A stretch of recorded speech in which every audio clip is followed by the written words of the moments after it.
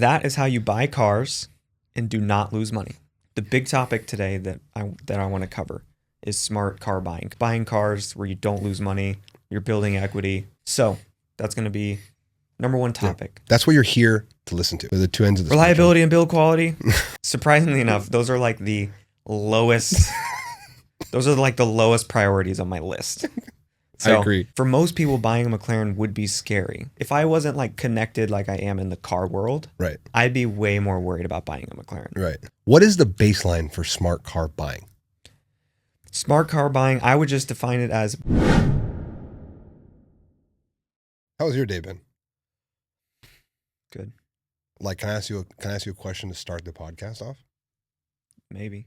Maybe, and then we can go into smart car buying after. Perhaps. How is your new life? Okay. Well, let's just start. I'll answer the question. Okay. But the big topic today that I want to cover is smart car buying, because we kind of talked about smart car buying last episode. That was just me and you, I think. Mm-hmm. And a form of it. Right. And then I got a couple questions, kind of more like about what that looks like in practice. Okay. And so I think I want to go into more detail about what smart car buying is. And that's not like that's just a term that we just kind of made up. Yeah. It's not trademarked. This is not a product at the moment or anything like that. But it just makes sense to me. Smart car buying cars where you don't lose money, you're building equity, you're building up, all that stuff. So that's where we're going to go.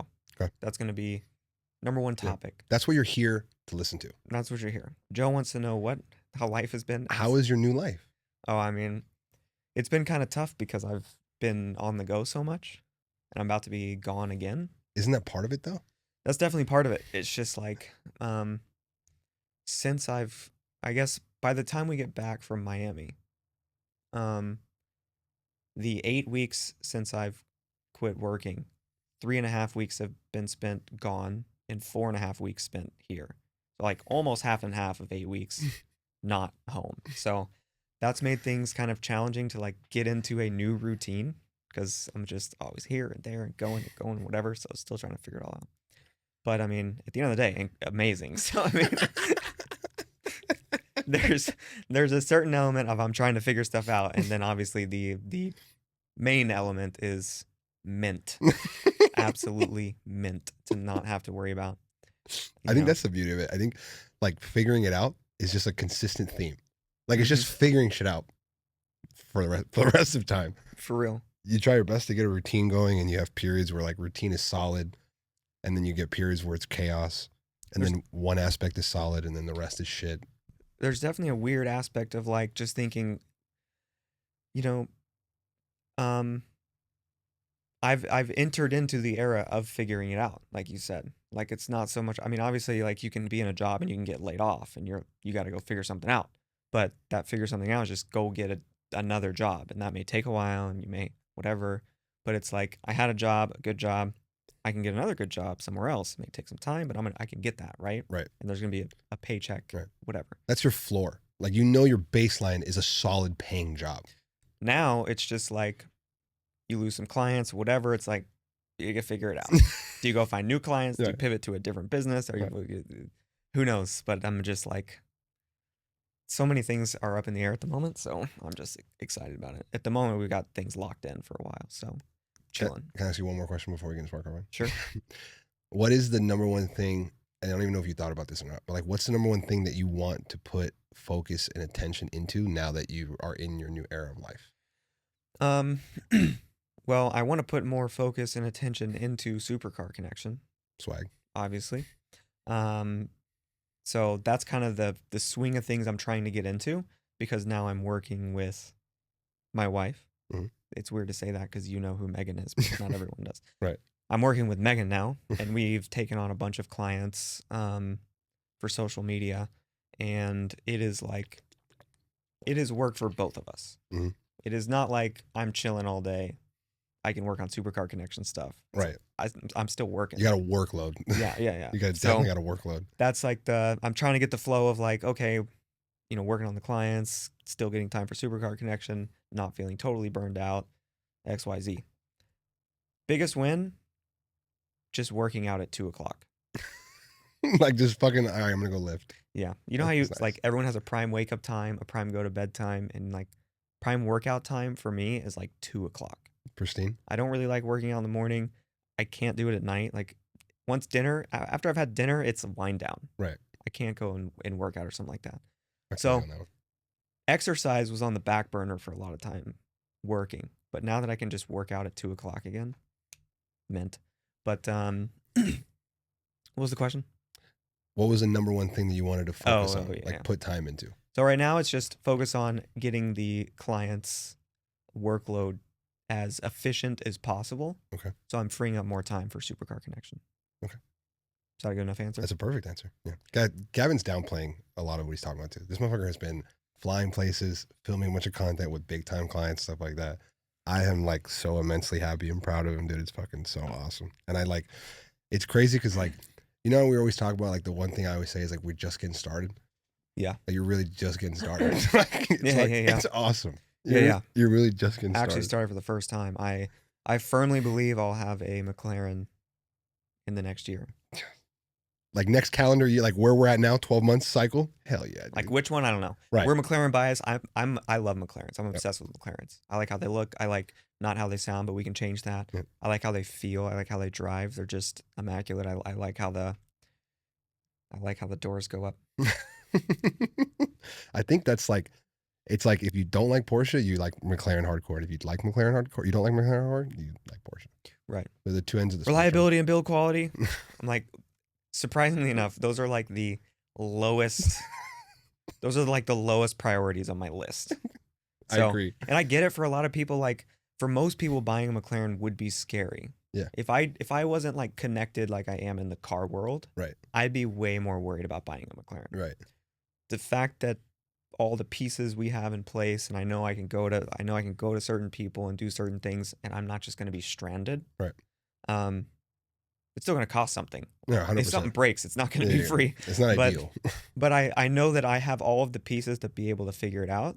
So like a car like a 650S Spider doesn't scare me like it probably does a lot of people. And someone wants to just get the Porsche because something breaks. You go to the dealer, and I don't know how to talk to anyone else or go to anyone else or find someone that works on this car. It's like that's out the window. I live in Los Angeles. I've got people that specialize in McLaren 5 minutes away that aren't McLaren. Right. They're better than McLaren and probably cheaper too. Yeah.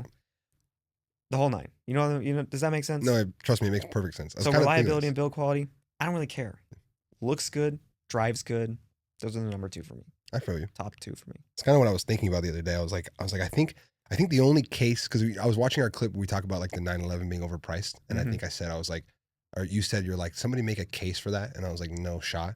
I was like, what is the case to buy a Porsche? Like, where is the realm? And like, I think for me, like a base Carrera or any Porsche. I think both, and it's weird to say, but I think it fits into that. But I think more so, when I think like Turbo S GT3, and I think it's simply just the fact that like the only way that I could see myself doing it is if I just lose money on cars too many times, and then I go, you know what? In the next car I get, I'm just going for what holds the best value. And as much as we talk shit about it, I give it to it, the 911 as a platform, not just the Carrera or GT3 or whatever it is, or sorry, Turbo S, however it is. They do hold value, yes, relatively well compared to the market. So I think that kind of segues into smart car buying. Yes, that's the only way I can make a case for buying a Porsche. Well, I think there's plenty of cases to be made for certain models. Okay, I think the base Carrera is its own. For me, that's like its own thing. The fact that someone's going to spend, I mean, 130 is the base price. So you're talking like 150 probably average, 145 average. Taxes. Like just add taxes to the sale price. Like if you get option to 150 and then you actually buy, you're actually paying 165 in California. You're paying 165 for a base Carrera, right? With 10K in options, maybe. And it's going to be worth 110 in a couple years. Yeah, I think it's going to be worth like 110 in a couple years. So that's kind of where you're sitting. It's like, is that better than some cars? Yes, but still, for getting a new car, you're going to lose money. Like, right. You're going to lose 50 grand. Easy. Whereas there's plenty of other used options, which is always, oh, well, now you're new and used. But like smart car buying would be, don't buy a new car. What is the baseline for smart car buying? Smart car buying, I would just define it as buying the right car at the right price so that you're not losing money when you go to sell the car later. So during your ownership period, you're building equity in the car. And then by the time you go to sell the car, you have that equity. The car hasn't gone down in value. The only money you've really lost is any service fees or service costs, which in reality shouldn't be that bad unless we're talking about something crazy and something broke. But service costs and your interest on your loan. Right. Like that's what you lose. Right. But the value of the car doesn't drop, X, Y, Z. So then when you go to sell the car, you have equity. You've been building equity in that car during the ownership of that. Now that can be a down payment to go into the next step if you want, however you want to play it. Now you've got a chunk of money to work with because you've been paying it off. Rather than paying off a loan, the value of the car is dropping at the same rate. So I put $30,000 into the car has lost $30,000 of value, and I sell the car and I get nothing. Isn't it so much better to put $30,000 into a car, and when you go to sell it, you have $30,000 of equity you get back? That's smart car buying. In a nutshell. In a nutshell. That's how I would define it. Is there anything I missed, do you think? No, I think that's fucking pretty damn near spot on. Yeah. I think I'm down for the audience to let's break smart car buying down into multiple sectors and let's talk about each one. So like let's go, in my mind, the first thing is, before we get to the loan structure, the way you're borrowing the money, maintenance, all this stuff like that, the first process is the car. 100%. Let's break down the segment of searching. So when you go to search for your next car, in the terms of the Supercar Connection, Gavin and Joe tips and tricks on how to be a excellent car buyer. In the search for your next car, what are some of the things that is good to look for in today's current market, of course? Instagram and YouTube. I agree. And TikTok. Yep. There are people out there that are talking about cars that hold their value. Every type of fucking car, including us. Yeah. We talk about this. There's other creators that talk about this. Like, this is a common topic for people. Right. So go and find those people. Everything you need to know is on the internet. No matter what you're doing, what you want to do, everything is on the internet for free. Yep. Now there's places to pay for that information to get the shortcut, so you don't have to dig through all the hay to find the needle. Right.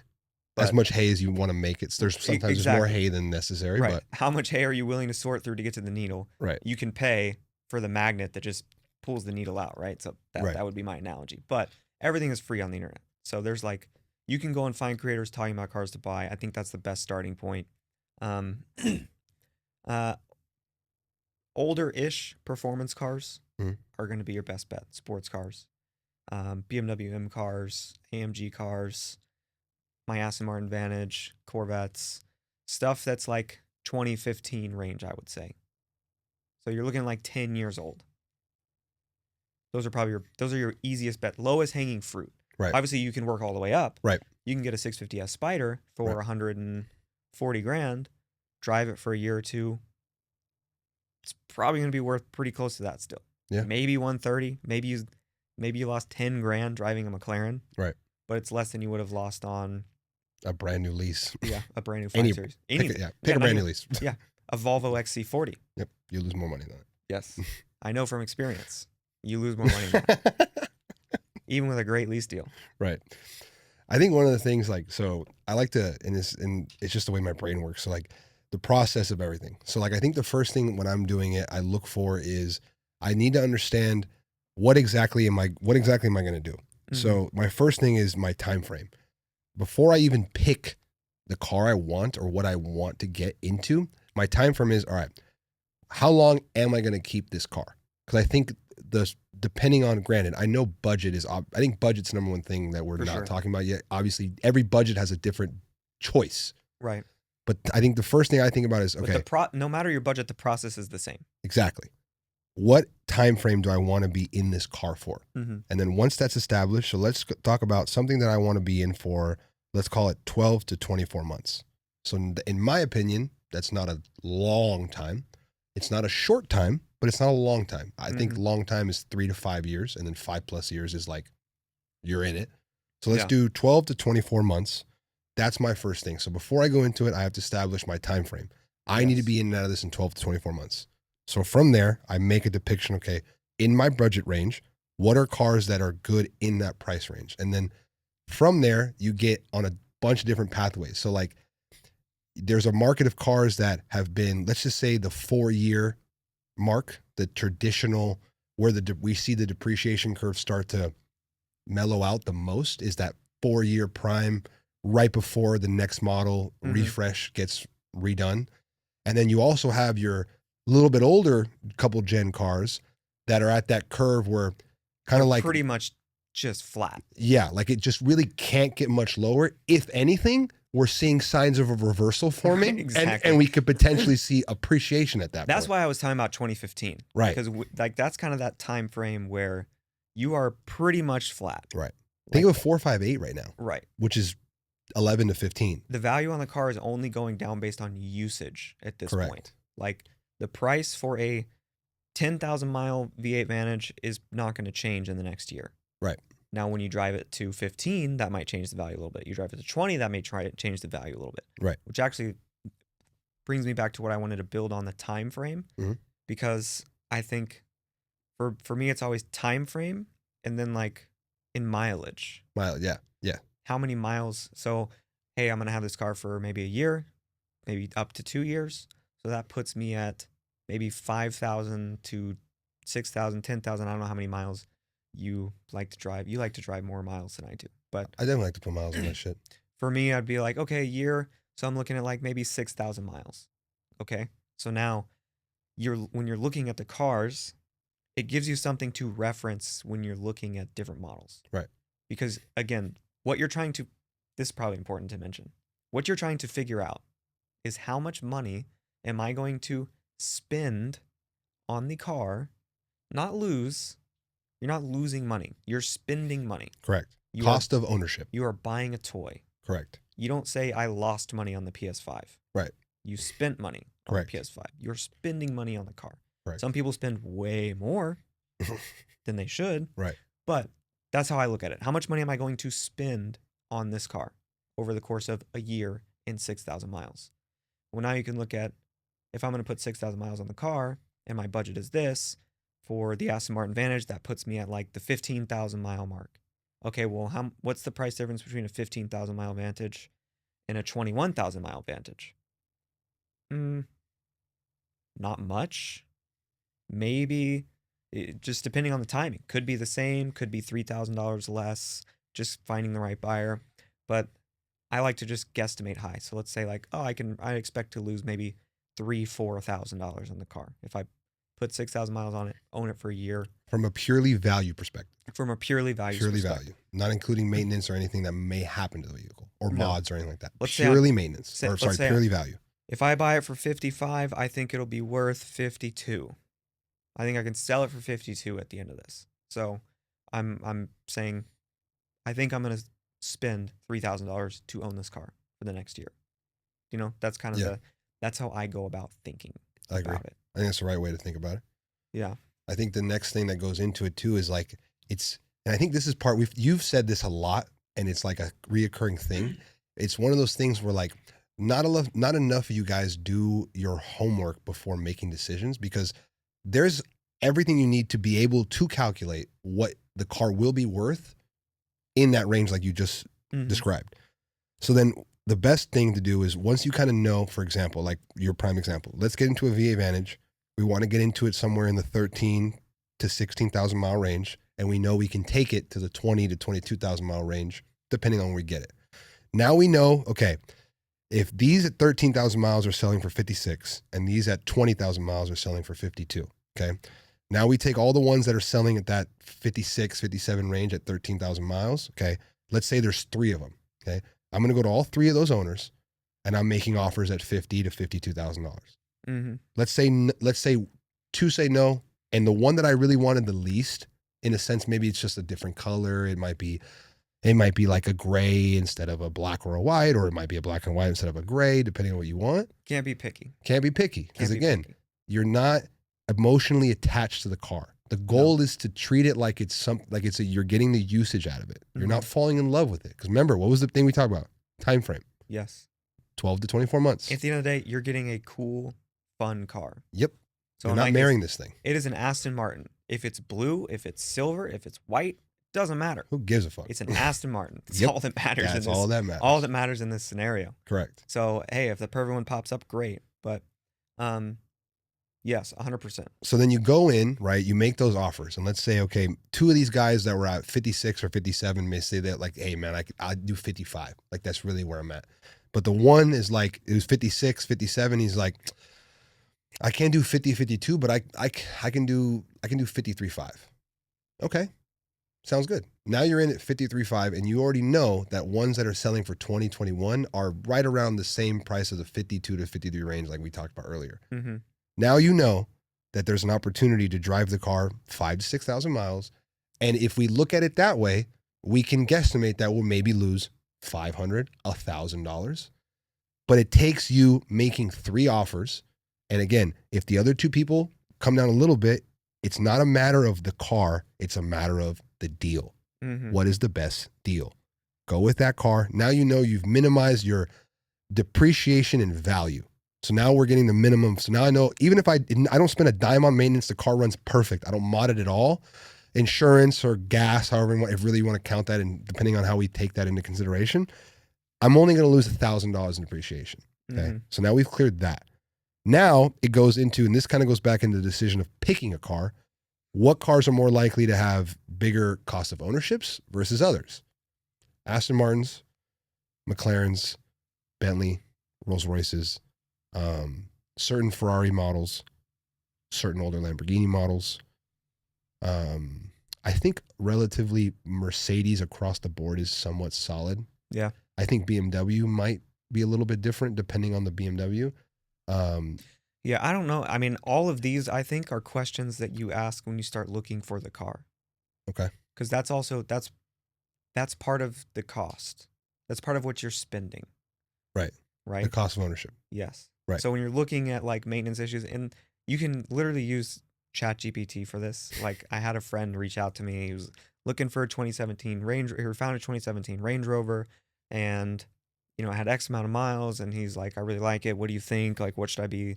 I don't know anything, basically. What should I be worried about? And so I'm like, well, I know they're not known for being super reliable, Right. but like, what are the common problems, and what do they cost to fix? Literally just went into ChatGPT. Hey, I'm looking at a car. This is the model. This is the year.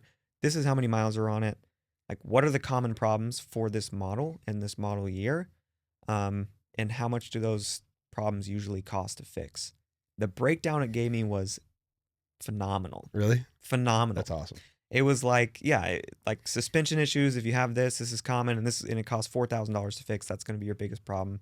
And it gave you like the list of all of the problems, kind of how likely they were, how common they were, and then the cost to fix them. So then you can now factor that in. It's like, I know I own this car. I own the Aston Martin. I know at the end of the day, something may happen, and I could be on the hook for like $6-7 grand. Right. That is a possibility. 100%. In a way, with my car choice, I'm kind of rolling the dice. I 100% get what you're saying. But it's a dice I'm willing to roll because I do have the 7,000. Like, you know, I mean, right. It's risk management, baby. You got to have it, yep. right? It's risk management. And I don't want to drop that. That would not be fun. That would kind of ruin the experience with the car. Right. But good chance it doesn't happen, but it could. Right. And if it does, I've thought about it, and I'm prepared for it. I don't know that Megan is prepared for that. It's one of those things that we just have to cross when it cross that bridge. That's a bridge you cross when you get to it, you know? What I was going to say, crap, I forgot my dang thought.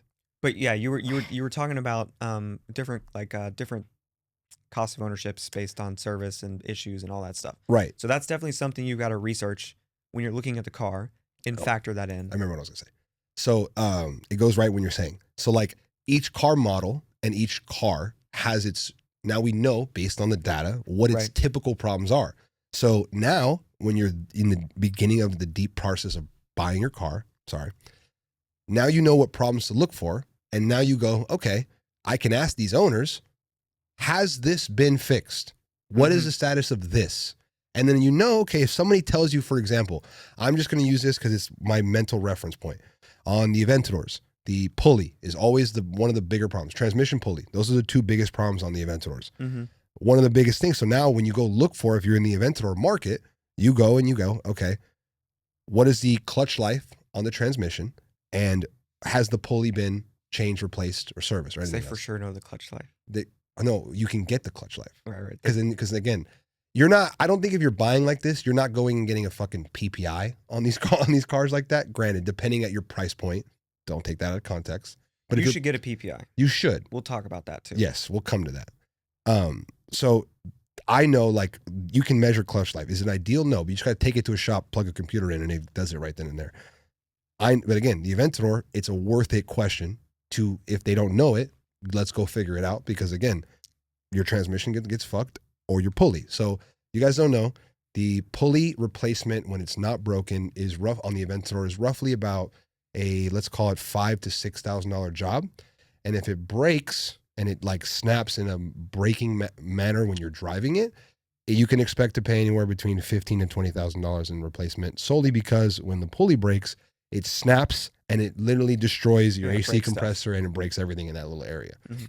So now you're factoring in, okay, this car, there's an Aventador listed for $3,000 or $2,000, $5,000 more than the other one, similar mileage and stuff like that, but one has a pulley replacement, one doesn't.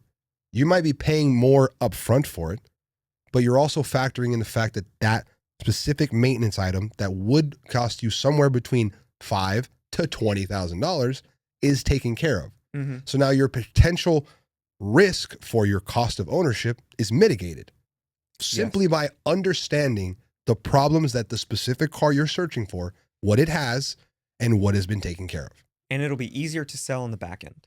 100%. Because when you're looking at those, when you're selling the car to other people that are looking for those models, they're going to be asking the same questions.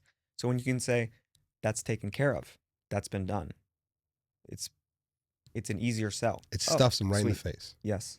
Absolutely. So it's like if you're buying a 650S with 30,000 miles and they go, I just got the accumulators replaced 3 months ago. Fantastic. I'll take it. That means I'm going to drive the car 6,000 miles. I'm going to sell it. The accumulators are still going to be like somewhat new. Yep. They're going to be solid. They're going to be fine. And the next person doesn't have to, it's not something they have to worry about right away. Correct. And I never had to replace them. I never had to deal with them. I didn't have to do anything. So that's all fact. And what's difficult in trying to lay this all out, maybe we should have like penned it. Yeah, we should have like whiteboarded all this before we started talking about it. Because I think what's difficult is with, like, I just figured this out on my own. Yeah. You know, I didn't take anyone's like course or anything like that. Right. I've just been so deep in the car market. Like, I was looking at 4Cs. Yeah. On Auto Trader in class in college. I remember. Thinking like, okay, by the time I'm out and have a job at this time in the next 2 years, the value of this car is probably going to be down here. That's going to be like an easy buy. And this is a really cool, fun car at that price. That's going to be super doable. Right. And then it happens. So I'm like, I was watching the market. Like, I was already thinking about this and watching the market. And I know what's holding, what the price points are, XYZ, common problems, like all that stuff. All that for me, like, kind of just come natural. Right. Right. So then regurgitating it all out and being like, this is smart car buying. Maybe should have been slightly more planned out, but. Or no, I get what you're saying. Because for us, everything is relatively common. Like, I feel like what we're talking about is common knowledge. I know people have the obsession like us to be looking for cars, understanding the cars. But I think some of the commonality is a little bit difficult for people to grasp, solely because this is one of the biggest things is you got to be in the game to even know what the fuck we're talking about. And right. Getting in the game, getting started is sometimes scary. Yeah. Like, I know you were looking at it and 2 years out, you're like, I'm going to get this fucking Alpha. And again, I don't know, but when you went to go pull the trigger, how much hesitation did you have, if none, if any? None. Zero. Because you were fucking so prepared by your research, you were like, I know exactly what I'm getting into. I knew exactly what I was getting into. I knew exactly what I wanted. I knew the price points. Okay, let me just break that decision down real quick because I think this is like this. The 4C was the poster child for this whole thing. Yeah. I'm looking at the car and I go, okay, these are like around 50, most of them. So first of all, I want one. Okay, so now I'm like looking at forums, Facebook Marketplace, Auto Trader, everywhere. I'm checking all the time because there's stuff outside of just Auto Trader and Car Gurus. Like you've got to go find the niches, the Facebook group, Facebook Marketplace. Like to find the deals, you're looking for those deals because a private seller is going to be one, more willing to negotiate. Two, they probably care and take care of their car. Like the people that are willing to sell an enthusiast car on the internet probably took care of it and did maintenance and all that stuff. So I bought my car on the forum. It just happened to work out that way. So don't discount those things. I've also sold cars on forums, so it's not a bad place to go. But anyway, so I want the 4C. Okay, so I'm looking, waiting for things to pop up. So this one comes up, great price, cheapest on the market, which isn't always necessarily what you want to go for, but depending on the scenario, like once you this is the model I want, now you're hunting for the deal at that point. How can I mitigate what I spend based on how good of a deal I get on the front end? Right. Which we kind of hinted at, but that is a huge part of like this, what I would call the smart car buying, is getting your entry price as low as possible compared to the value of the car you're buying. 100%. So I buy the car for $41,000. Okay. Let's call the market price 46. Okay. That's probably about what it was. So $5K under market. So I'm like $5K under market because this guy is getting transferred out of the country for his job and needs to sell the car. And it was like right after COVID stuff and like right before cars took off in value. So that helped out. But so he needs to sell the car. He needs to get rid of it. And it's been sitting for just a minute. You know, the 4C, it's not like a huge market, whatever. So you're either like, I need to get rid of this, so I need to floor it, or not. And that was the situation he was in. So I was like, sick. 41,000. I'm in it under market. This is a car that's not going under 40. I was like very confident about that. I'm looking at the Lotus Elise. This is just another flavor of that. This car is holding. If anything, it might go up some. Right. Which it ended up doing. But so that was step one. Getting into the car under market value. Private seller. If he was going to go trade the car, dealer would offer him 37 in order to sell it. Yeah. In order to sell it for 43, 44. Right. So, it's already a benefit to sell it private under market because the dealer would trade in would be even lower. Yeah. So, never go to the dealer. I'm gonna just put that rule of thumb out there. No. The dealer should be the literal last place you should ever go to sell a car. Yes. I'm putting that out there. Unless you've got money to blow. Yeah. Unless money doesn't fucking matter. You are throwing away thousands of dollars. Literally, depending on the budget of scale, the money scales higher. So, and we'll get to that part of smart car buying later. Yeah, because big part of smart car buying is smart car selling. Yep. Which would be selling it on your own. Yep. Which takes time and effort, but is it worth the extra $6,000-$7,000 you're getting compared to if you just went to a dealer and had them cut you a check? Probably. We'll talk about that. So anyway, I got on the 4C. Long story short, I drive it for 3.5 years. I did have to get a somewhat major service on it, but that made it easier to sell on the back end. XYZ ended up selling it for $42,500, so $1,500 more than what I bought it for. After how long of ownership? 3.5 years. It's a long and time. Like 12,000 miles. It's a long time. So I sell it 12,000 miles in 3 years? Yeah. Oh, I thought you drove more than that. That's actually not that much. That's not that many miles in 3 years. 4,000 miles a year. That was your only. It's a 4C. That was your only car. Kind of. I mean, we had Megan's car. Right. You guys, you each had a car. We each had a car. I only drove the 4C if I was going somewhere alone. Okay. If we were going to dinner or anything like that, we weren't in the 4C. Got it. Okay. Yeah. She was not a 4C. The riding in the 4C is not a super pleasant experience. Yeah, that is definitely, yeah. So if you're a female or a semi or large human being, It's not an enjoyable experience. So I was only driving the car if I was driving the car. That's it. But anyway, all that said, you factor in, I mean, really, like, taxes aren't worth mentioning because it doesn't matter what you buy, you got to pay them. Right. Or depending on the state you're in. I would say or the structure. I want to talk about that later. With just constants, like that doesn't count. Oil change doesn't count. You got to get oil changes no matter what car you drive. Right. Insurance doesn't matter. Maybe one could be more than another, but at the end of the day, like those three things, those aren't things you should necessarily be factoring in because no matter what car it is, those are going to exist. I wouldn't say that necessarily. I think it depends tremendously on the car itself and the budget you're on. Because like I know, for example, like the higher I just mean as cars, far as like when I'm calculating how much money I spent on the 4C. Right. Like I'm not factoring in the taxes I paid. Right. Or the yearly oil change. Right. Like I'll factor in the major service because I wouldn't have had that if I was driving a Civic. Yeah, it's true. But only reason I say insurance, and I'm mainly thinking when I say that, I'm only really thinking about insurance. When you said the whole thing, I was mainly talking about the insurance part because again, the type of policy you have, the type of person you are, and if like you're required to have a certain amount of policy and stuff like that, like these policies, especially now, they can get fucking expensive, really fucking expensive to the point where it is like how much is insurance going to cost on this car? For sure. You know what I mean? That's the only reason I say that only part. And again, it varies tremendously on the policy and then the car. I'm blessed to have a very great driving record. Yes. Yeah. So my insurance is primo low. I'm on the opposite side of the spectrum. I don't have a tremendous driving record. So my insurance is on the primo high. Yeah. So it's too bad. Thanks. Where are we at? You were talking about you're completing the 4C poster child buy. Yeah. So I sell it private. I buy it on the forum. I sell it on the forum for $1,500 more than I buy it for. So here's the important part with that.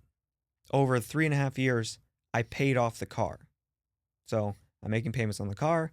The car's not losing value. So at the end of the 3 years, I sell it for $42,500. I got $42,500. Right. Like it was a savings account that I'm driving. That is really that's everything behind smart car buying. Because now when I go to look for my next car, I've got $42,500 either to use as a down payment for my next car that I want to get at 80 or 90 or whatever, and do the same thing just now with a more expensive car and keep building that like equity out, or use 20 and take 20 out and use 20 for other business stuff, whatever. Right. However it plays out. I sell the car, I get $42,500. I get everything that I sold it for, I get. Right. That's a game changer. Huge. When you're getting equity back from the car, actual equity. Most people, you get a loan on a car, the loan pretty much just keeps up with the depreciation. If not, for a lot of people, they're underwater, or maybe you're a little bit in equity where you sell the car and you get $4,000 or whatever. I think that brings us to the second part of smart car buying. Loan, financing, the money. Loans, and this is kind of where it goes in a fucking million different directions. And I think this is the most debatable part of this topic because I think it's very much situational. I think it's very much your goal and what you're looking to get out of it. But like, for example, your 4C, what loan structure did you use or were you able to utilize? I had a pretty long-term loan. I think it was 7-year. Okay. I paid it down faster. I paid it down in the 3.5, even though it was a 7-year term. Right. Because I was able to. Mm-hmm. But 7-year term, I think interest was like 5%. Which is really solid. Yeah. Which was actually kind of high for the time. Yeah, different. I would say different times. It was higher for the time. I think it was 5.4. Yeah. Today that would be prime. Yeah. You'd kill for that right now. But at the time that was actually a little high. So just shows you how it works. One of the things like in the loan department that I really wanted to talk about is like a lot of people talk about traditional buying structure, all cash, with the new leasing companies, lease structure and stuff like that. And there's a lot of arguments about which one is the best and which one is better. And I think that's not the right way to go about it. I think they're all tools to be utilized depending on not only yourself, the car, your situation, and ultimately, like your time frame, the goal you want from the car. Yeah. So like, let's break them down each individually. Let's start with the. Well, do you want me to just nutshell the most important part? Do it. When you're calculating what you're spending on the car, what you're gonna lose, what you're gonna spend, whatever structure you're using, do it in a way that 100% you will never be underwater on that loan. If like, hey, I think this car is gonna it could drop $5,000 in the next year of my driving. That's kind of what I've calculated out. Put $5,000 minimum down. Like, don't go zero down on the car. Right. Like, put what you think you're going to lose down on the car. Right. You shouldn't be underwater on your loan. That puts you in the worst of situations. Tremendously. You never want to be in a place where I have a car, and if I need to sell it, or if I do sell it, I have to cut an extra check back to the bank to cover what I still owe. Crazy. You will never get ahead playing that game. Hell no. You will not climb like the ladder of car buying. You'll never get ahead if you play that game. So, I think before we even get into structures, that's the most important thing. Don't take on a structure that you could go underwater. I agree. I think one thing to be said too, and this I'm just saying this out loud because I've been kind of thinking it too. It's like the one counter. We are always talking right now specifically from a perspective of doing things the best possible way. Obviously, if you make great money, do whatever the fuck you want. Yes. But at the same time, a lot of us make good money and we like to preserve the money. Mm-hmm. So that's where we're at right now. Right. And I'm almost speaking more to people who are starting out. Correct. 100%. And like where to get going. And when you get going, where's my baseline? Where do I get back Pump to? Adam can do whatever structure he wants. Exactly. He just bought when he was telling me, he's like, I'm going to get this car collection going. And then he added a car the last fucking car I ever thought he would add ever.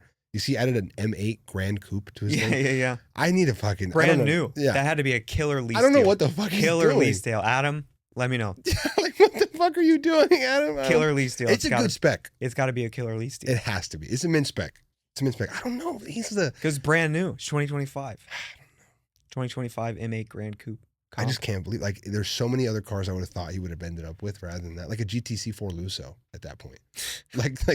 Whole different world. I know. What the fuck? Okay.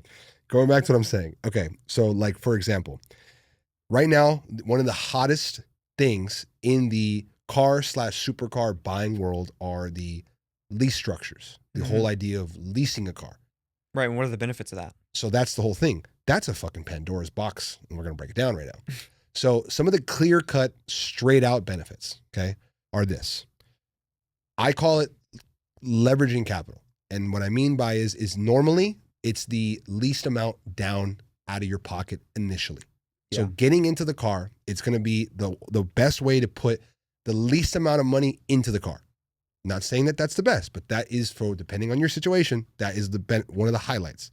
Secondly, it calculates the taxes and breaks your taxes up monthly. You pay a portion of the taxes up front, in a sense, very little. It's basically first and last payment, those monthly costs. You pay tax on what you pay. Right. That's it. When you buy a car, you pay tax on the entire value of the car. If the car is $200,000 and you buy the car in California, register it here, you're cutting a check for $20,000 for the car, for the whole $200,000. For the leases, you're paying 10% of what you pay. So your down payment, if that's $50,000, $5,000 in taxes, and then if your payment is $2,000, $200 in taxes. So I think that varies per company. Now, the lease, like some of the more leasing companies that come out get a little bit different with the tax structure. But yes, that is general leasing a car. General rule of thumb, and that's California at least. Yeah, exactly. I don't know how different it is in other states, state but yes, when you lease a car, you're taxed on what you spend, right?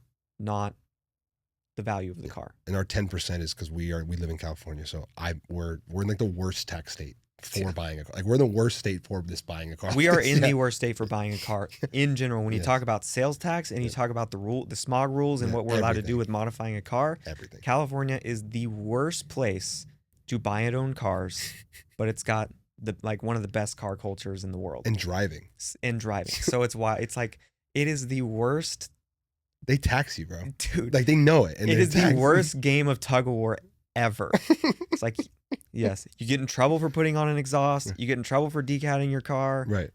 Yeah, you get taxed 10%. They want to make it so difficult on you. It's really hard to do smart car buying when you're paying 10% tax on everything. It is. It really is. Because that sets you back immensely. Correct. Because like I'm the type of person that would like to get in and out of cars every 6 months to a year. Right. But when you have to pay a 10% premium every time you make a switch, because you're getting taxed on a used vehicle that's already been taxed multiple times. Double dipping, It baby. hurts. It does. You realize some of these cars, I don't remember how many like ownership it changes hands, but you look at a car that's maybe had like a McLaren that's had 8 or 9 owners. Right. If that's all in California, the How car much has is- probably more taxes have been paid on the car than the entire MSRP of the car. Yeah, potentially. Yeah, which is fucking crazy. Because they just crank 10% on every transaction. It's crazy. It is crazy. So Speaking of that, so then again, taxes. I love and hate this state so much. Trust me, same. So again, going back to the lease, some of the benefits, that your taxes, you don't have to pay Taxes. an upfront bulk of paying. You're Yep. now breaking it in Huge piece. to the lease. Exactly. Yes. So you got leverage and capital. You have your breakup of taxes. Now, this one, I'm speaking of experience from, I use Premier Financial Services. And one of the things I like about them specifically is they give you right up front, granted, I did it with another deal with Amazon. Amazon didn't do this. They give you right away your amortization schedule. So you can literally, like we said in the beginning, go in and go, okay, I'm buying this car at this mileage. Okay. I think I'm going to drive it this many miles in this amount of time. So let's call it 12 months. Okay. It should be worth this in 12 months. You go to your amortization schedule, you look at where you'll be in 12 months, and you'll go, okay, I will owe this much. So then based on that, I can then go to my value where I think it is, and I'll know exactly what my equity should be when I exit the car. That is one of the things, granted, from experience, I know Premier Financial Service does that. I don't know about everybody else, but that is one of the benefits of it because I can literally do my equation when I'm buying the car to know if it's the right thing, the right structure, however you want to be. Mm-hmm. I believe those are the 3 biggest, I guess, benefits of an overall lease structure.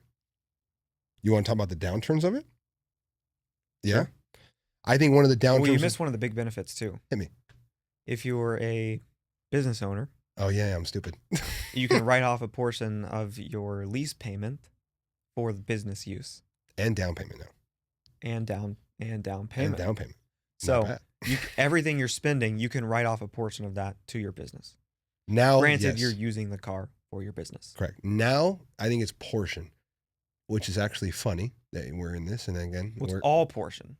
not necessarily. It's the portion that you use for your business. So if you say No. this car is 100% business use, Right. But now I think now, and this is the only reason I'm telling this, is I think Biden even lessened what you can in terms of write-off. Trump today, specifically today, they did their like tax bill that's going to Congress, and he bumped it back up to 100%, being able to write off depreciation. Not only for Section 179. depreciation, that's different. No, my bad. Not depreciation. In terms of just being able to write off, everything's back to 100% for Section 179, lease deals, everything. It has to pass Congress, but that got like today announced. Yes. So if it does, when we talk about this, You 6 also, months if down you the line- get audited and you wrote off 100%, you're going to have to show them that you spend that 100% of the car's use is on your business. on your business, You never use it for personal use. never. Nope. That's on you. So you got to, yeah. If you're going to do That's on that, you. if you're going to write off 100%, that's what you got to be willing to show. So that's lease in a nutshell. Granted, not us saying that that's better or worse than anything. Now you go into buying a car. Let's just say a traditional in-house financing structure, or even anything, just traditional buying structure. The benefits of that. You want to take the benefits of that? Of Is financing, Just normal financing, yeah. um, I don't really know if there's a tremendous amount of upfront benefit. Now, the biggest benefit is that there are going to be way fewer hidden fees. Yeah. Your flexibility and your freedom in owning and selling the car is much easier. correct, yeah, You can sell the car whenever without having to worry about some like early termination fee or anything like that. right. A lot of the leasing companies will try to put in as many fees as possible. They work like a car dealer. How many fees can I slip in? Right. Because at the end of the day, you're spending less to own the car. So for them to make money, they need to do something. They need to do something. Yep. Fees. I was actually having a conversation with Lauren about what we're talking about right now, like literally a couple days ago. This is something to go into the car buying process. Now, again, we're talking about beginners. So I'm going to present to you a different angle for a beginner when it comes to buying a car from a normal structure basis. Your relationship with lenders can make a huge impact on you becoming a smart car buyer without needing to follow as many rules as you go down the line. Walk with me here. So like, for example, I have a lot of friends that are big in real estate. So they own a lot of real estate, blah, blah, blah. Now, most real estate lenders don't actually lend into other things, but there are some, depending on who you're with. And at the same time, even just relationships, not even necessarily the lender. You have $20 million worth of real estate. You have $20 million worth of debt. You have a relationship with said person. Now you go and you want to get something else. Not only if it's just depending on the broker, whatever it is, they are more likely to have a good relationship in terms of lending where they won't require so many crazy requirements in terms of like 20% down. Your APR is going to be super low because again, it's an overall picture because you have a relationship with the lender. So normally if you're just starting out and you're doing a buy structure, you probably put what, 20% down, right? Depends. If it's safe to say, let's say 20% down. Your APR is going to be market, which right now I think it's roughly 9% market. Now, in the reverse world, if you have a relationship and now it's one of those pay to play situations, you can potentially put 10% down and you might have a competitive APR based on your track history with them, depending on how much you have with them, your payment history, how many times they've done it on you. You might get a competitive 6% rate. So at that point, again, depending on the car, the way it depreciates and everything we talked about earlier, it may make sense to buy that car. Now, I'm speaking with having a developed relationship. That shit does not come easy whatsoever. No, you're talking about like an in-game situation. Yeah, like that's like, again, that's what I was saying in the beginning. I preference it. A different angle for the beginner. If you're playing the game strategically, you obviously go with the way we're talking about it. Mm-hmm. But at the same time, there's another angle to be played where if you want, you pick a lender and you stick with that lender. And eventually over time, you will get the best rates to where there's a curve where, yeah, it's kind of like the Ferrari game. You pay to play enough to where I'm starting to reap the benefits. Yes. So if you're young enough, it may be wise to do that direction. Granted, depending on where you think your life will go. And depending on what level of cars you're buying. 100%. I think until you're working with the 100,000 plus cars, I don't think you should be so worried about building a relationship with a lender. I agree. If you're under $100,000, you should just be deal hunting. I think so. 100%. Financing. I think if you're under 100,000, I don't think you're in a position to build a relationship with a lender. Exactly. So that's for sure like an end game. And most of Right. the people that have bought multiple cars at that price range probably know that game. 100%. Maybe not. I don't know. I don't Maybe know. I shouldn't assume anything. Yeah, but that's why I'm saying because everybody's listening. Because now Yeah. we know how wide our range of listeners are. Mm-hmm. So we're giving everybody every part of the angle, every part of the game. Geez, that really puts the pressure on, huh? It does. I'm telling you, smart car buying, baby, from every fucking angle. Yeah. I mean, there's a reason that since I was like 13, people have asked me what car to buy. And is this a good price, all that stuff. Since I was literally like a teenager. So. Because you're the car kid in your group. Yeah, I was the car guru. No matter what it was. The car guru from the fucking start of dawn time. Yes. And in Dallas, Texas, too. I can only imagine. So still happens. I mean, I was on a call with my uncle like 3 hours ago because he's buying a truck. So also, that's how it goes. Great point, too. If anybody listening to this and you guys have questions in general sense of even questions, DM us, send us a message on any of the platforms. If you guys are actually looking to buy a car or looking to sell your car, there's a great chance we have a ton of outlets and a ton of relationships to be able to do exactly that. So if you have anything, hit us up because we're always down to help. Yeah. And, buying cars that don't lose value, for the most part, it's going to be easier to buy kind of rarer sports cars, a little bit older. So that does limit you in a way. Right. Like if you want to drive a C-Class, there ain't no world where you're buying a C-Class and not losing thousands of dollars. Yeah, it's kind of different. No matter how old it is, no matter how used it is. It's mass produced. So it's a different echelon of buying. Now, can you still do it smarter than 100%. doing it horribly? Yes. I had a friend that wanted a C-Class, and I helped him find one that it's like, and I laid it out. You drive it for this long, this is probably how much you'll lose on the back end. Go look at a lease. A lease would cost this much, this will cost this much. And it was like, I think I was like, you can go get a lease on one, it'll probably be 35 grand over the course of its lifetime. Or you can buy this car at this price. This is a great price, XYZ. You might lose 10 to 15. So you're looking at half of what you're going to spend on the lease to have this slightly used one. And then went up, found a lease, did the math. I was within $1,000 of my ballpark. You're spot on. Yeah. That's awesome. So like I pay attention to the market. I know how this stuff works. So that's like the biggest, I mean, it's like, just learn how it works. Be involved. Yes. Be involved. Look at shit. Just go on the inline and fucking research it. Do your due diligence. Like I've had so many people just even ask me like how a lease works. Like, how does it work? Which is, I mean, I guess I just take it for granted. Yeah. When we were both in finance in college. So maybe that helps, but tremendously does. let me just break it down in simple terms. When you buy a car, you are financing the entire value of the car. Let's go for round numbers. 100 grand. You're buying a $100,000 car. You're financing $100,000. So a 5-year, or let's go 3-year, a 3-year loan, you're paying assuming zero down, just saying that for everybody that's going to fucking comment. Yeah. Make a clip. Assuming zero down. Yes. Okay, yes. Sorry. If it were zero down. Yes. I mean, even if it's 20 down, you put down 20, you're financing 80. Right. So you have to pay off $80,000 during that loan term, including interest. Right. So add on interest. So your payments are going to be high because now you're talking about like $100,000 after the interest and stuff divided by 36 payments. Yeah. A lease, you're only financing the depreciation of the car. So it's a $100,000 car. They're going to say, okay, well, the value of this car at the end of this lease is going to be $55,000. So you're actually only financing $45,000. So they take $45,000 plus the interest, and they now divide that into 36 payments. So when you bought the car, you're dividing $100,000 into 36 payments. When you lease the car, you're dividing $45,000 into 36 payments. So your payment is going to be way lower. Substantially. Way lower. You're borrowing less money at the end of the day. Quote unquote, yeah. So, the problem is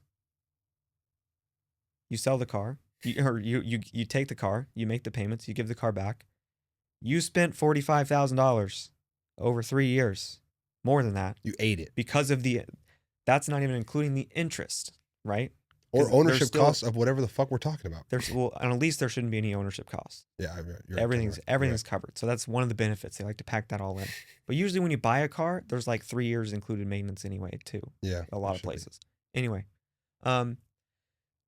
so the lease versus buy. So $45,000 you financed plus the interest, whatever that is.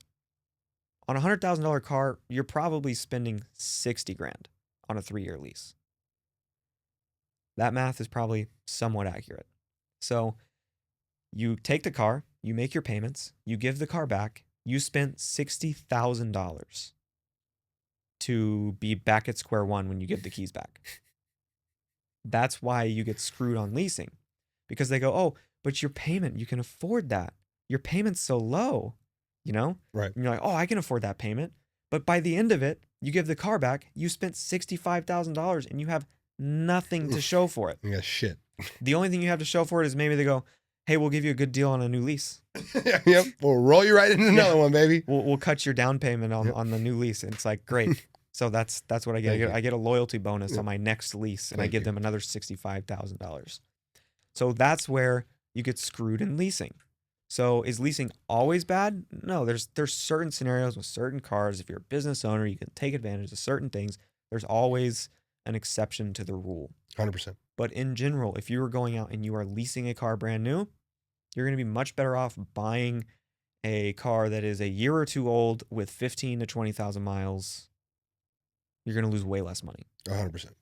So my brain is tainted too. I'm not gonna lie to you. When you said lease and I said like the whole cost of ownership thing, when you say that now, I'm just like lease. I hear lease. I don't think a traditional like Volvo like lease. I'm thinking of fucking like a supercar lease and shit like that. That's No. a whole different I know, structure. I Because know. what That's why I said what I that said. is a balloon note Right. disguised as a lease 100%. for tax purposes. Yep. For tax and movement purposes. They're Yes. very beneficial. So look. But it is a balloon note. Yes, it is. That is what you're getting. People don't realize that too. At the end of it, it's not like it's not, right. This is due. So Which what are we doing? a traditional lease is basically kind of a balloon note. It's just like your payment is the car. Correct. Your end payment is the car. Correct. You get the car back. I'll tell you guys a little bit of like a thing that's happening in real time as we're filming. So by the time this comes out, it'll all be done. News and stuff like that. I can talk about it openly. So we have a client, Supercar Connection has a client that is getting hit us up to acquire a new car. He actually wanted to sell. He had a G63 for sale. And he was like, I need to sell this car and I want to get a G63 4x4 squared. Cool. Sounds good. You like the G-Wagon so much? Let's supersize it. So let's do this, right? So I'll walk you through everything that happened. So G63, okay. He goes, I'm just going to go to Mercedes and see what they give me. And I go, don't do that. And he goes, well, I just want to see. Okay. Go ahead. All right. So while he's doing that, I'm already actively shopping the car to see what we can get, right? Mm-hmm. He goes to Mercedes and they give him, I'm trying to remember exactly what it was. I think it was like a 2021 with 36,000 miles, black and like the normal diamond stitch black interior, the gray on the outside, nothing crazy option, nothing crazy spec, solid car. Semi-bad Carfax, had an accident on the Carfax, which is something we haven't even talked about, but something to be considered when we get to a certain level is Carfax, of course. Mm-hmm. They give him at the dealer $120 for the car. Okay. I was projecting that wholesale even bids competitive to obviously not a fucking franchise dealer would have been 125, 126, let's say 130 on the high end. Through our network of Supercar Connection, I was able to shop the car around. I ended up getting him 140 for the car. His payoff was, I think, 110 or something like that. So he walked away with about 30K of equity. Mm-hmm. Now he's like, all right, well, now let's go out and get me a 4x4 squared. Fantastic. Let's do it. Oh, he did it. Yeah, it's done. He did it. That car's sold, and now we're actually, as of tomorrow, aka when we're filming tomorrow, he will take delivery of his 4x4 squared. So now the next step is, okay, now he's going to go and find the car, right? So I ask him a bunch of questions. What are you looking for? How do you want to do this? Is there anything particular? Blah, blah, blah. He starts sending me a bunch of cars at like the craziest discounted price. So I'm looking at it, and at first I'm like, why the fuck are these 4x4 so cheap?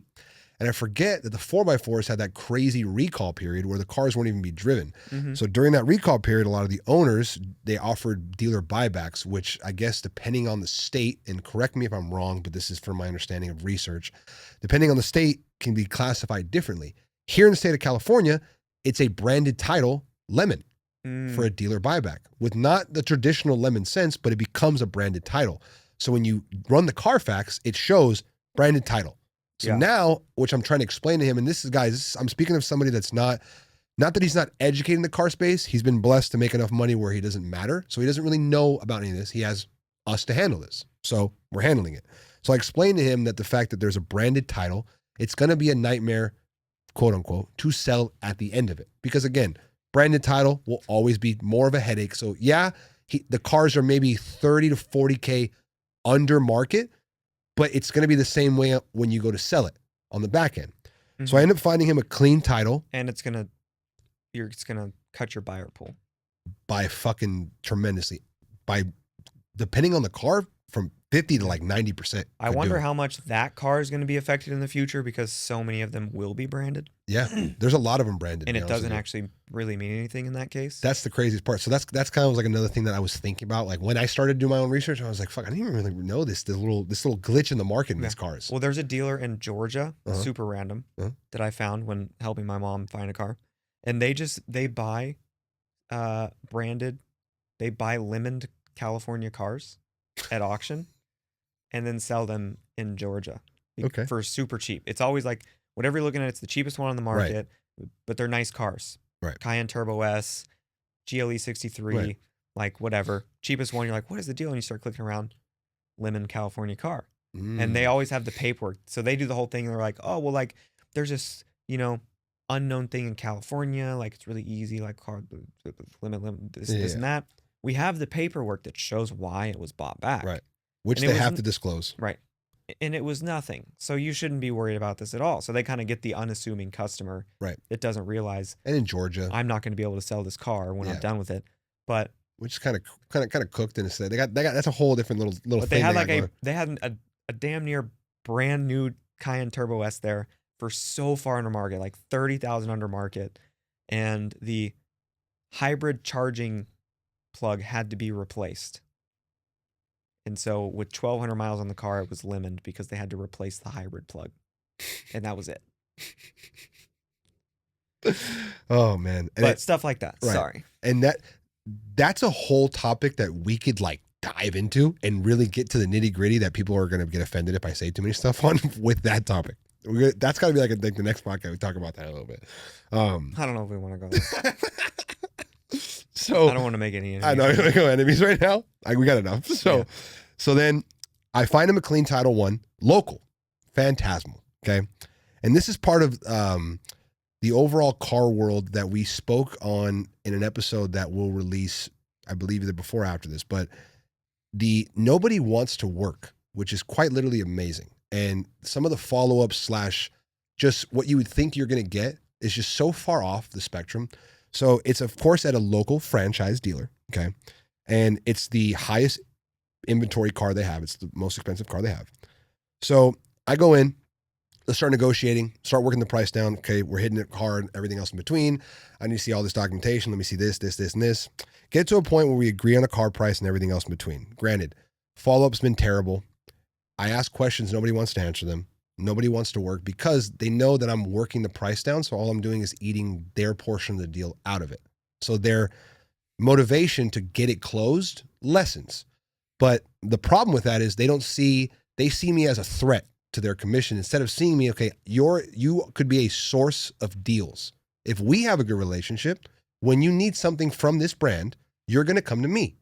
And then we can build a relationship and I'll make more and more depending on how it goes. Right. Rather, they're just treating me of that one ideology right now, this one deal. Right. And they're getting pissed at me because I'm squeezing them. Maybe my commission is half. Right. That it usually is.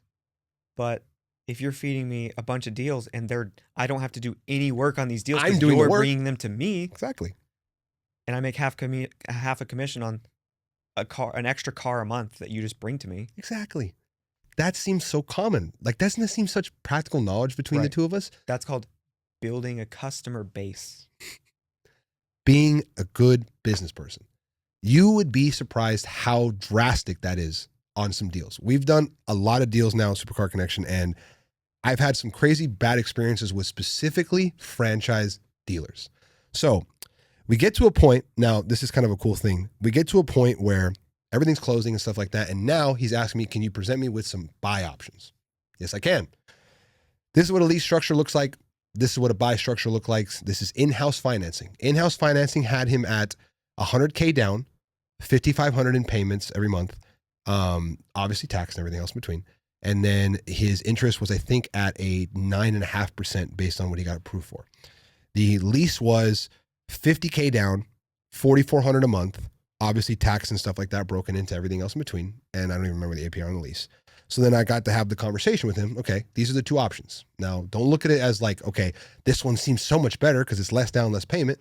Let's talk about, like we talked about, how long do you plan to be on this car? He's like, I for sure don't want to be in it longer than like 12 to 18 months. He's like, if I get to almost 2 years on it, I'm in this car too long.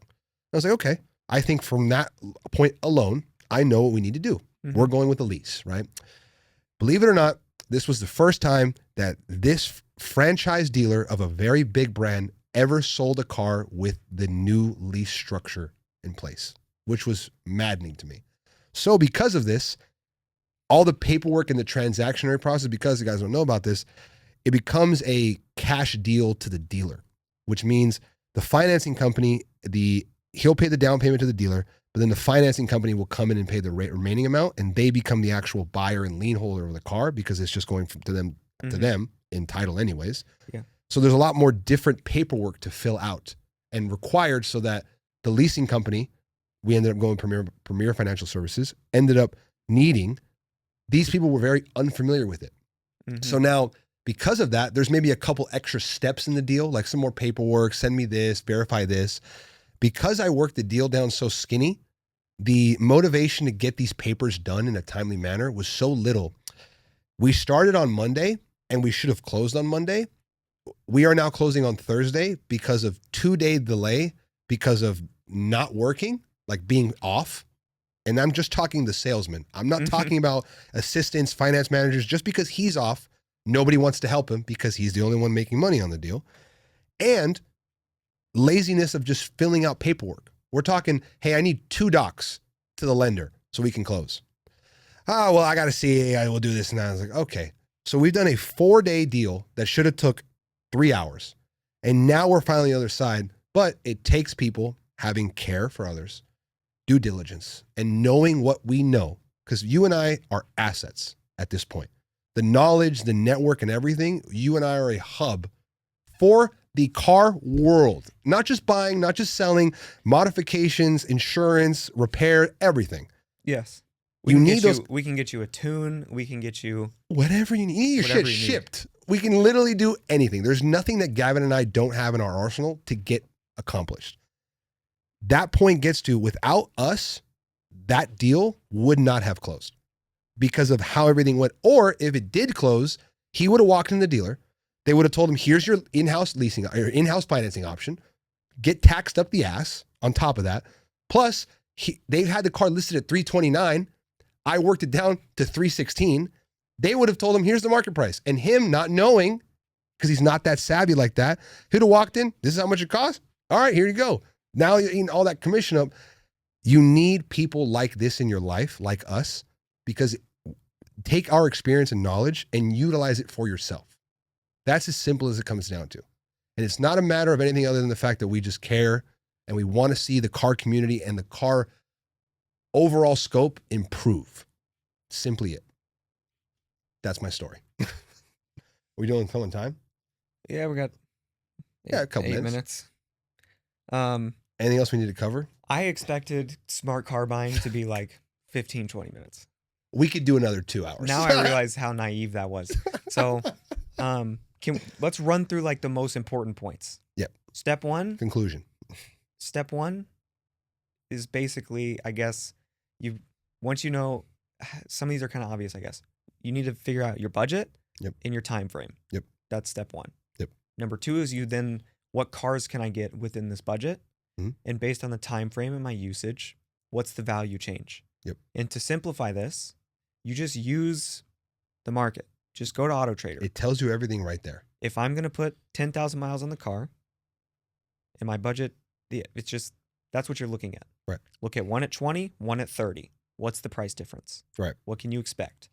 For a lot of those older cars, like my Vantage, the value is pretty much the same. So it's only usage that's changing it. So once 10,000, it's very easy to calculate what you're going to spend on the car. Right. So step 1 and 2, right? Yep. Common problems. What can I expect? How much is it actually going to cost to run and own? And what could go wrong and how much is that going to cost? And am I willing to take that risk? 100%. Step 3 is probably going to be figuring out your financing. How exactly am I going to go about buying this car? Yeah. Which I think for someone starting out isn't the most important thing. No. Number 1 thing is don't be underwater. Yep. If you're buying the right car, that should be really difficult to be underwater. Yeah. But put 5 or 10% down. You'll be all right. Don't 100% finance the car. That's not going to be your move unless you plan on owning the car for 3 years and it's a car that's not going to lose value. That's the only way you can get away with that. Right. Can I make 2 points not to the order, but just Sure. Let's talk about conclusion. Mm-hmm. I think at the end of the day, if you stick with the ideology of you make/lose money when you buy, aka the price point, like we said, and the understanding of wow, holy crap! I just had the biggest mental blank of my fucking life. Well, that's once you know once you know your once you know your usage and what your budget, and then the models that are your options. Once you've narrowed it down to the model, and you can worry about financing later. You probably need to know about that. So when the car comes up, then you're just watching the market, and it's when can I find the deal? Right. That is exactly my next point. Then you're hunting for the deal. You're never desperate. The best deal hunters and there's people that make a living off of this concept, Mm-hmm. not emotionally getting involved and letting the market come to you. And you got to know that market. Yep. You should know every car that's for sale in your area. You should know what their prices are, how long they've been up, and you should know that model, what options it has, and how those options impact the price. Everything. Specs that impact the price. And because the deal that comes up might not be just the cheapest one. Correct. You could have a incredible spec that is not the cheapest option, but it's $15K under market. For its spec. Right. For that interior option, for that exterior option, for that package, XYZ. That's when you jump. Because when good deals come, they do not stay long. When I was looking at cars a while back, wasn't quite ready to buy yet, but I was looking at them. How many times did I send you one? I'm like, look how sick this is. This will be gone this week. There's one you sent me that was like the sickest. And you were like, it's going to be gone in a week. And I think you text me like the next day and you were like, it's not even 20, it's gone. It's not even 24 hours. This fucking car's gone. You have to assume there are other people doing what you're doing, watching the same market. And when the right car pops up for the right price, people will move. Yep. You need to be the first one to move. Yep. So when you're ready, you kind of need to have everything sorted out. Yep. I know the model. I know my financing. I know what I need. Because I missed out on a incredible Vantage deal because I didn't have financing sorted out yet. Right. I was ready to buy the car. Didn't have financing sorted out. I said, literally, I was like, I'll have it tomorrow. I'm just waiting on the final approval, blah, blah, blah. And he's like, well, I can't hold it. If someone comes to me, I got to sell it. I was like, understood. He sold it that day. So you got to be ready because guns loaded. Good deals don't stick around, but that's what you're looking for. One thing about Entry this, point. Yes. One thing about what we're talking about that I think is my fucking favorite part about all this shit is it's a life skill and it's business. At the end of the day, this is what we're saying, okay? Have emotional control, okay? Be ready when the opportunity comes. Know and load yourself with the information to know when the opportunity's there. Because it's easy to see a deal, but you got to know that it's a deal. Mm-hmm. Those three concepts I just talked about, emotional understanding, guns loaded, and information to understand the market to identify deals. That's not just cars. Yeah. That's literally everything. That's stocks, that's real estate, that's business. Those principles that we're talking about that makes smart car buying simultaneously makes the rest of your life. You should take those principles and apply them to every aspect of your life and watch the way your life transforms over the next couple of years. Beautifully said. Thank you. We didn't even get to PPI. So let me run through this. Let me run through that. Get a PPI. PPI is like $500. Yes. The more problems a car has, the more reason you need a PPI. Shane Holmes on our last episode. Prime example. When stuff comes back on the PPI, more room to negotiate. Lower entry point, Yes. entry price, if they're things that you can manage. Correct. Then when you get the car, when you have a car, an older car, whatever little like issues that you can solve and figure out, you're adding value to your car. Yes. So my Aston, there was a couple little this and that's when I got it that I've been sorting out. Mm-hmm. So when I go to sell the car and the person goes, is there this issue? Is there this issue? Is there this issue? I'm going to go, nope, none of them. Taking care of all of them. Battery's brand new. Tires brand new. You know, this is done. That's done. We're good. You're buying a perfect car. That makes selling easier. Very much. Sell private. Last two things on PPI. Do not ever let somebody tell you that they have an existing PPI. I don't care who you're dealing with. They say, no, I have one. Fuck your PPI. I want my own PPI. A. And B, never get a PPI at a franchise store. That's it. Always go independent. Someone that you can knows has an unbiased opinion about the situation. Mm-hmm. That's it. That's PPI. It is that easy. That's it. That is how you buy cars and do not lose money. The Simply Supercar said. Connection way, baby. Yes. That's it. The information's there. So listen back. There's a lot to cover. The last thing I'll say. We'll come up with a more defined structure for all this, and there will be resources, Supercar Connection resources coming soon. Very soon. Yeah, essentially, you guys, any questions you guys have, anything you guys want us to cover and stuff like that, we're building our resources. Let us know. Last thing I will say, and I think this is the biggest part to testament of what we're talking about. Before Gavin and I started this podcast, we were very equipped with the knowledge of understanding this, but we've grown immensely in this world solely by just being active involved in. And I'm not talking about buying cars, a bunch of cars and stuff like that. Just being aware and being involved to be able to learn and get, we were educated enough, but at the same time, we were so far from where we're at now. If you're in a position today where you're sitting there and you're listening to what we're saying, you go, fuck, these guys are talking about so much stuff. Like, it just seems overwhelming. We were at that same point. And now we're on the other side, sitting in this chair talking to you. You can do the same thing. It doesn't happen overnight. It takes time. It took, like, I know Gavin has been crazy obsessed with car buying and selling in the market since he was literally 13 years old. Think about how much time that is. Younger than that. Younger than that. That's just by the time people started asking me for advice. Exactly. So shit like this doesn't happen overnight. We are now in a position to tell you guys exactly what our experience has been and look out for you guys. Take everything step by step. Don't feel in a rush. You're a lot farther than where you were yesterday, and you're going to be a lot farther along tomorrow. Enlisting automotive consultant on my LinkedIn is actually what got me my first job. So there's that. That's fucking awesome. All right, baby. We're Supercar Connection. We're out.